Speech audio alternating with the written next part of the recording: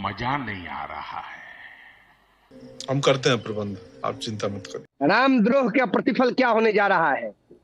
समाप्तवादी party को 27 में 27 सीटों पर उत्तर प्रदेश की जनता समेत देगी और समाप्तवादी पार्टी के सदर मौलाना अखिलेशुद्दीन को सबक सिखाएगी, याद रखिएगा। कोई रोहित सिंह है, युवा चेतना मंच के शायद अध्यक्ष हैं, वो कुछ ज्यादा युवा हो गए। अरे अभी महीना भर होने वाला है, मोदी जी के मुंह से राम मंदिर का राह नहीं निकला, चोरी का चा नहीं निकला, लूट का ला नहीं निकला, लेकिन युवा चेतना मंच इतना ज्यादा उत्साह। इनको थोड़ा सा राकेश जी जोड़ेगी। मैं इस तरह नहीं करना चाह रहा। ठीक है रोहित सिंह, रोहित भाई एक बार बात पूरी हो जाए। 30 सेकंड 1 मिनट तो बोल ले मनोज यादव, फिर इंटरप्ट करिएगा।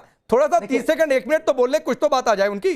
मैं जानता हूं आप उत्साहित हैं, नौजवान हैं, आप बिल्कुल बोल सकते हैं, लेकिन आप हमें अपनी बात रखें, फिर डिबेट करना देखते हैं किसने कितनी धमनियों में कितना रक्त लाल है। चाहते क्या हो? औकात में कर दे तुम्हें क्या 2 मिनट में? अभी मजा आएगा ना भिड़ो।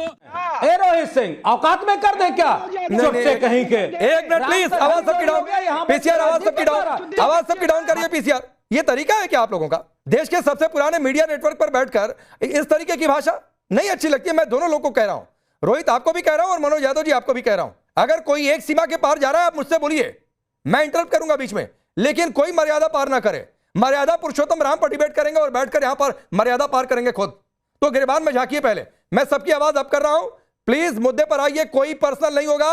मनोज जी पहले बात पूरी हो जाए, रोहित भाई आप इंतजार करेंगे अपनी बारी का। बहुत बड़े देखिए, मैं बहुत सम्मान के साथ डिबेट करना चाहता हूं। बीजेपी के लोगों से मैं अनुरोध करूंगा, मेरा टेम्परामेंट ना उड़ाने की कोशिश करें ना। मैं अरे रोहित कहां बीजेपी में है? मनोज यादव अपनी बात पूरी करिए। रोहित नहीं बीजेपी में है। हाँ चलिए। ये कैसे गुंडे कोई कहीं हो, कोई कहीं नहीं रही हो तो मैं कह रहा हूं मेरा नेता पे टिप्पणी ये समझते लड़की बैठी है बीजेपी से तो कुछ भी बोल देंगे। मैं स्पष्ट अखिलेश यादव की गुंडागर्दी चल रही है क्या डिबेट पे? फिर बीच में बोल आपने कैसे बोला मेरे बारे में? मैं क्या बोल रही हूँ? क्या प्रभु राम की चोरी की बात हो रही है क्या? डिबेट ये को डिस्ट्रैक्ट करना चाहते हैं। गजब बात है। हाँ अरे आपसे नहीं बात कर रहा मैं, आपको बीजेपी ये बीजेपी वो तकलीफ हो रही है? मुझे अपनी बात कहने दीजिए। निकली थी जब डिम्पल यादव के खिलाफ क्या हो गया? मैं अपनी बात भी नहीं करूँ, आप लोग बोलने भी नहीं दोगे। प्रभु श्री राम, प्रभु श्री राम, इन सब को दंड देना। ये आपकी चोरी की आवाज उठाने वालों को डिस्ट्रैक्ट करते हैं, उनको बोलने नहीं देते हैं। मैं प्रभु श्री राम से सादर अनुरोध प्रार्थना करता हूं कि बजरंगबली महाराज जी ये जो चंदा चोरों को बचा रहे हैं, इनको जरूर पाप का भागीदारी बनाना। अब जो मर्जी वो बोलो, पूछिए जो सवाल पांडे जी। नहीं मनोज भाई, आपने गलत बोला। रोहित बोल रहे थे, राधिका तो शांत थी, अपनी बारी का इंतजार कर रही थी। इशारा भी किया मैंने, बोला कि इंतजार करिए। रोहित बीजेपी में है नहीं, आप बीजेपी को खामखा बोलने लगे, इसलिए राधिका बीच में आई। आता हूं रोहित सिंह। अरे भाषा बीजेपी की बोल रहे हैं, वो भाषा बीजेपी की बोल रहे हैं। कुछ भी बोल देंगे क्या? जो गाली देनी है दे देंगे, जो बदतमीजी करनी है कर लेंगे। टूटी चोर के हिलाने वाले हमको ज्ञान न दें। नहीं मैं आता हूं बीच में, कोई पर्सनल ना हो। ट्रंप के पीछे पीछे जो लोग पूछ हिला रहे हैं ना, वो हमको ज्ञान न दें। मनोज भाई मुद्दे पर आइए, मुझसे बात करिए। ट्रंप के पीछे पीछे तो कोई नहीं है ना। मनोज यादव ट्रंप के सामने गिट्टी बांध जो ट्रंप जी खड़े हैं नहीं बोलेंगे। ना ट्रंप जी खड़े हैं। एक मिनट मैं शांत कर। 1 मिनट राधिका जी, आप भी शांत होइए। मनोज भाई मुद्दे पर आइए, मनोज भाई मुद्दे पर आइए। बुलडोजर चलने की तैयारी है, इधर चिट्ठी लिख रहे हैं, आप लोगों को शक ही शक है। आप लोग निर्माण की बातचीत कर रहे थे, लैंड स्कैम की बातचीत कर रहे थे, सब कुछ स्कैन हो रहा है, ऑडिट का भी ऑडिट हो रहा है, फिर भी आप सवाल उठाएंगे तो फिर होगा कि क्या ये पॉलिटिक्स है? देखिए राकेश जी, मैं बड़ी ईमानदारी से फिर कह रहा हूं, अभी तो एक स्टिंग आने वाला है आपका। सोचिए, अभी भी लूट की हिम्मत इनकी बनी हुई है। अरे टाइम्स नाउ को सलूट करता हूं, स्टिंग कर दिया, करें लाओ सोना चांदी, रसीद नहीं देंगे। अभी चलिए चंपत राय जी से मिलाएंगे। आप कल्पना करो, इतना कुछ होने के बाद भी बेशर्मी और हिम्मत कहां से आई है?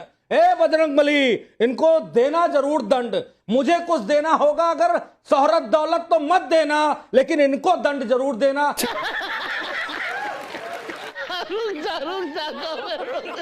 इनकी हिम्मत लूटने ठीक की है, कितनी जबरदस्त। किसको दंड देना है नहीं देना है वो तो प्रभु राम देख लेंगे। और अखिलेश यादव की जो ये अखिलेशुद्दीन सेना है, ठीक है, अरे क्यों नाम बिगाड़ना? 17 में ठीक है, 22 नाम क्या बिगाड़ना हाँ, है? क्यों किसी का नाम बिगाड़ना? अखिलेशुद्दीन, ठीक है, मौलाना अखिलेशुद्दीन, नहीं क्यों नाम बिगाड़ना मौलाना किसी का? अखिलेशुद्दीन। नहीं नाम बिगाड़ना चाहिए, नहीं नाम बिगाड़ना चाहिए। ठीक है, शैली ओबराय, मुझे पता है मनोज भाई आप जवाब देना चाहते हैं। देखिए, सबसे पहले मैं संतोष दुबे जी का नाम लूंगा, जिन्होंने लगातार ये बात कही हाल फिलहाल कि मुझे 5 गोली लगी।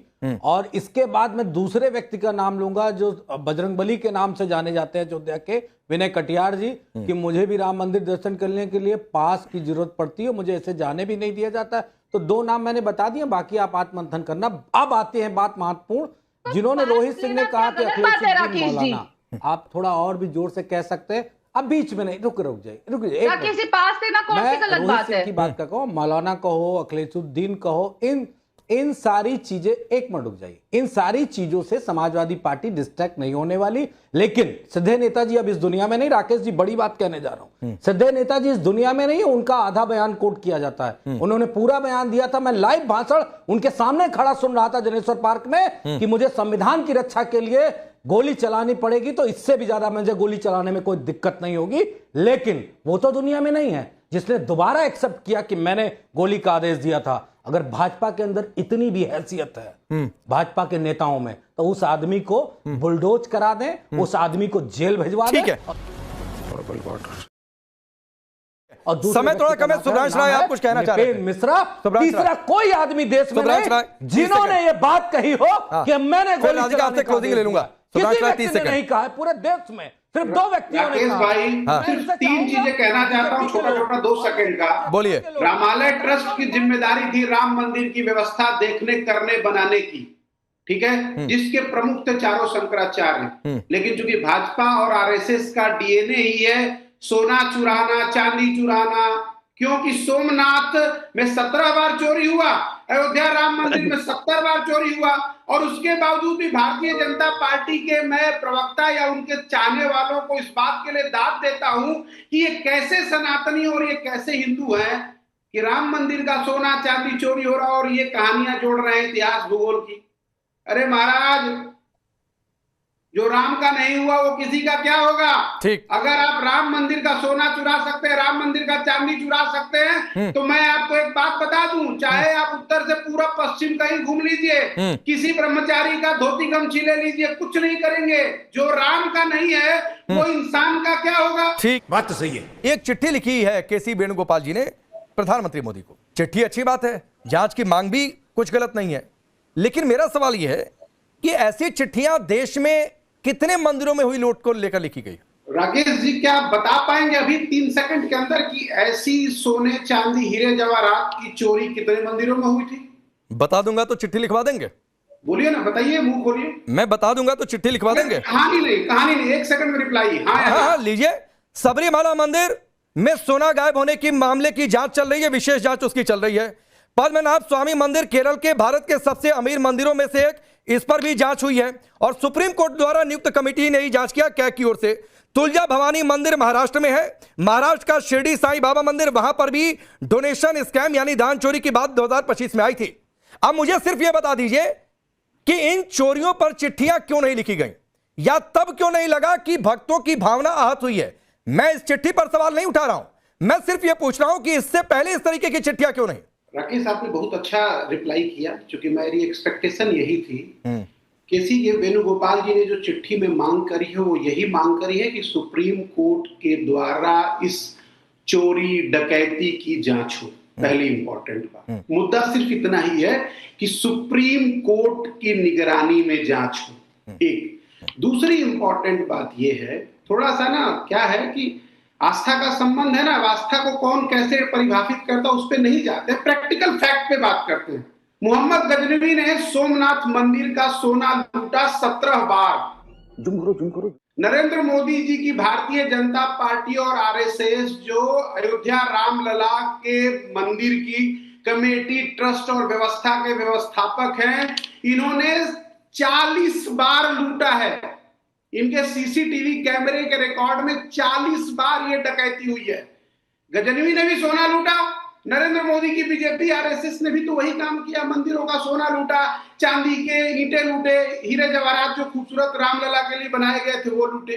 तो क्या अंतर है मोहम्मद गजनवी में और आज की नरेंद्र मोदी की बीजेपी और आरएसएस में? सवाल नंबर 1।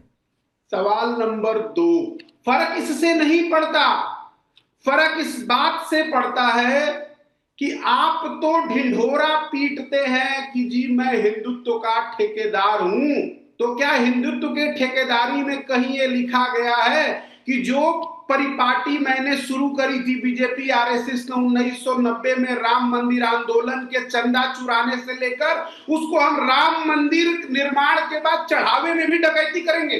क्या ये परिपाटी बीजेपी आरएसएस और नरेंद्र मोदी मॉडल में बैठता है क्या? तीसरी इंपॉर्टेंट बात, चूंकि ये पहली बार तो हुआ नहीं है, जमीनों के घोटाले में चाहे वो चंपत बंसल का नाम हो या उनके ड्राइवर का नाम हो या उनके जानने वालों को हो या उत्तर प्रदेश प्रशासन के बहुत सारे अधिकारियों का नाम हो जिन्होंने जमीनें कौड़ियों के भाव में खरीदी और फिर रामलला विराजमान के ट्रस्ट को दिया, तो क्या ये नरेंद्र मोदी को नहीं पता था? क्या ये अमित शाह को नहीं पता था? ठीक है, क्या ये योगी सुब्रांश भाई, लेकिन मेरे सवाल का जवाब सुब्रांश भाई नहीं मिला। आप हिंदुओं की भावनाओं को लेकर इस समय सतर्क हैं, ये अच्छी बात है, ये खुशी की बात है। मैं सिर्फ ये जानना चाह रहा हूं कि इससे पहले हिंदुओं की भावनाएं जिन मंदिरों का मैंने नाम गिनवाया उस समय क्यों नहीं जगी? उस समय भी इतना ही सतर्क होना चाहिए था। एक मिनट रुको ना भाई, सुन तो लो। हाँ। अब मोहम्मद गजनवी ने सोमनाथ मंदिर का सोना लूटा था और आज नरेंद्र मोदी सरकार बीजेपी और आरएसएस अयोध्या का सोना चांदी लूट रही है, तो क्या दोनों एक दोस्त हो गए? दोनों का पर्सियन डीएनए हो गया क्या? ये कौन सा तुलना है? अरे उसने लूटा ये भी लूट रहे हैं, सीधी बात करिए। नहीं, ये कौन सी तुलना है? क्या हुआ? और सुब्रांश भाई आप तुलना करेंगे तो सामने से सवाल आ जाएगा कि गजनवी ने मथुरा मंदिर को भी तोड़ा था, तो बनवाएंगे क्या? फिर तो बनवाएंगे क्या मंदिर मथुरा वाला? अबे साले, गजनवी ने सोमनाथ मंदिर के सोना को 17 बार लूटा। नरेंद्र मोदी के बीजेपी आरएसएस ने अयोध्या के मंदिर के सोना चांदी हीरे जवाहरात को 40 बार लूटा और आज तक वही भारतीय जनता पार्टी और आरएसएस इसको क्यों नहीं रामायणम ट्रस्ट में डाल रही है? क्यों नहीं शंकराचार्य, चारों शंकराचार्य को मंदिर प्रमुख बना रही है? जिस व्यक्ति ने कार सेवकों पे गोली चलवाई उसको ही मंदिर व्यवस्था का सर्वे सर्वा बना और गोली चलते समय जिसकी सरकार थी सुब्रांश भाई, गोली चलते समय जिसकी सरकार थी और जिन मुख्यमंत्री का आदेश था वो आपके बगल में फ्रेम में दिख रहे हैं, उनकी पार्टी के प्रवक्ता मनोज यादव जी, राकेश भाई, उनकी पार्टी के प्रवक्ता मनोज यादव जी आपके ठीक बगल में दिख रहे हैं। राकेश सुनिए, ये अच्छी बात आपने कही। ये तो वही बात हुई कि रामचंद्र कह गए सिया से ऐसा कलयुग आएगा और हंस चुनेगा दाना भैया कौआ मोती खाएगा। आज का कौआ जो है वो राम मंदिर से सोना चुरा रहा है, चांदी कींटे चुरा रहा है, हीरे जवाहरात चुरा रहा है। ठीक है सुब्रांश भाई, आपने 3 मिनट बोला, मेरे सवाल का जवाब तो नहीं आया।